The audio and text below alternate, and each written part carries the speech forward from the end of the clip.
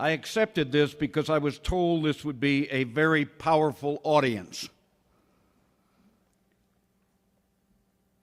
And I believe fervently that if you think you have power, you have power. And I use the words of the first Henry Ford, who said, quote, "If you think you can do a thing or think you cannot do a thing, you are right. And the power to make change for children and their future and our future is why I'm here." I come here with an impression that this is a place of progress, that this is a place of history and a willingness to learn from this history. I'm deeply impressed by what has already been described as the New Mexico Early Childhood Development Partnership. As a lover of history, I think back to the founding of Los Alamos back in the 40s, when our country was recruiting scientists, mathematicians, and engineers to a place that then seemed a way out of the way corner of the world. And one of the very, very first things that the residents asked for were good kindergartens for their children. They knew the importance of quality. I went on the website for the New Mexico Public Education Department and I read the vision. Quote, "A world-class educational system in which all New Mexico students are prepared to succeed in a diverse and ever-increasingly complex world." I see the progress you are making, most particularly in teacher quality. And while I see impressive progress, you would agree with me that the work is only getting started. And where we are focused today, that is the highest quality basics for the early years, turns out to be the greatest opportunity for community and country. Not long ago, I read a book called Disrupting Class by a Harvard professor named Clayton Christensen, who said, quote, "A rather stunning body of research is emerging that suggests that starting reforms at kindergarten, let alone in elementary, middle, or high school, is far too late. By some estimates, 98% of education spending occurs after the basic intellectual capacities of children have been mostly determined." You have with you this morning an unreconstructed optimist, an unapologetic lifelong idealist, someone who believes that the joys of life are embedded in moments of higher purpose. "We were born," said Nelson Mandela, "to make manifest the glory of God within us." You have before you someone who is not embarrassed to be naive about some things. And you have a person who believes in constructive outrage, indeed someone who believes that society's progress depends on that outrage. You have a reader before you, at least a book a week, and most frequently biographies and history, because I think there is so much for us to learn from the past. And every lesson I know of history reminds me that goodwill is not the central driver of progress, though people of goodwill are central to vision and problem solving. But whether you're in New Mexico or Florida or anywhere, you know that real progress requires quite directed energy and frequently even a bit of pushing and shoving when the urging and the cajoling and the coaxing are not good enough.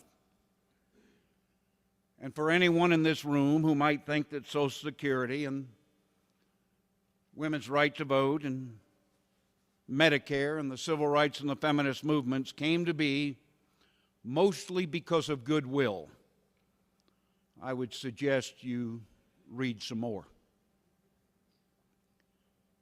You also have before you a journalist, someone who loved so much what he did that I never missed a day of work in 35 years, which is, I promise you, the mark of a compulsive, obsessive human being.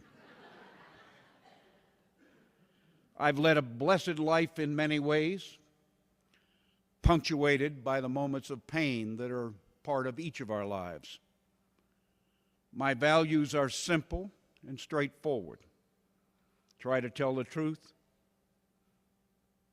work hard to be fair, make a difference.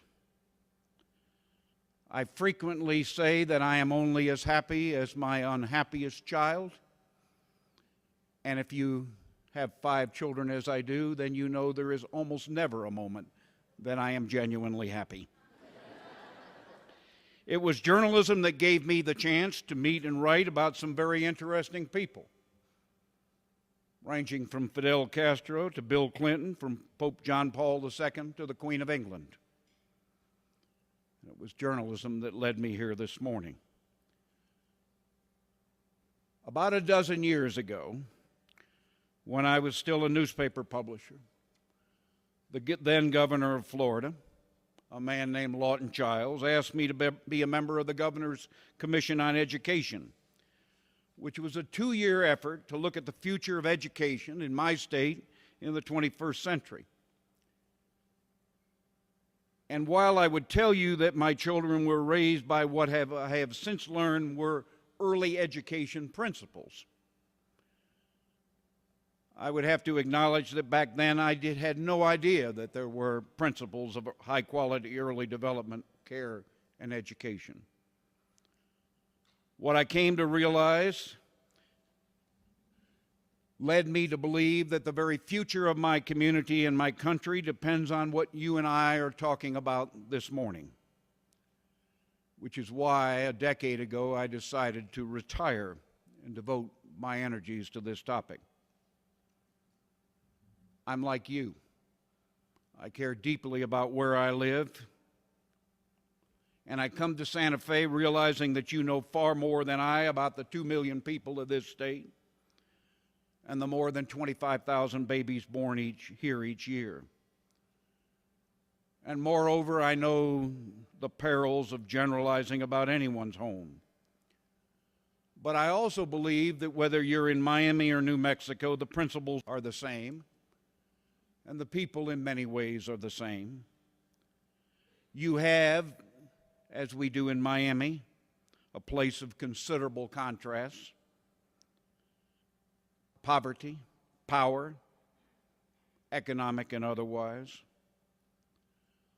I look at my own community, larger than 16 states, including yours, and compare it to New Mexico. Like you, we are on the very cutting edge of diversity. In my community, it is 60% Hispanic, about half of that of Cuban heritage, 22% African American or black, not interchangeable as they would be in many places in this country, 18% non-Hispanic white, and if you want to know what the trend lines are, only 15% of the 33,000 babies who are born here each year. So then I look at New Mexico,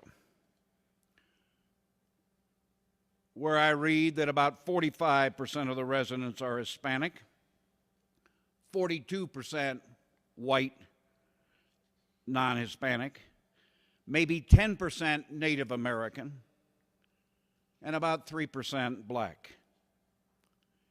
And then I look at the percentage of foreign-born. Where I live, 52% of the people were born in another country. It is the highest percentage of any urban area in the United States of America. Your comparable percentage is 9. 36% of New Mexicans speak a language other than English at home. The comparable figure where I live is 62%. But the good news that I share this morning is that in Miami, despite all our challenges of culture and poverty and language, we have found a way to rally around all children. And so it can be in New Mexico and anywhere.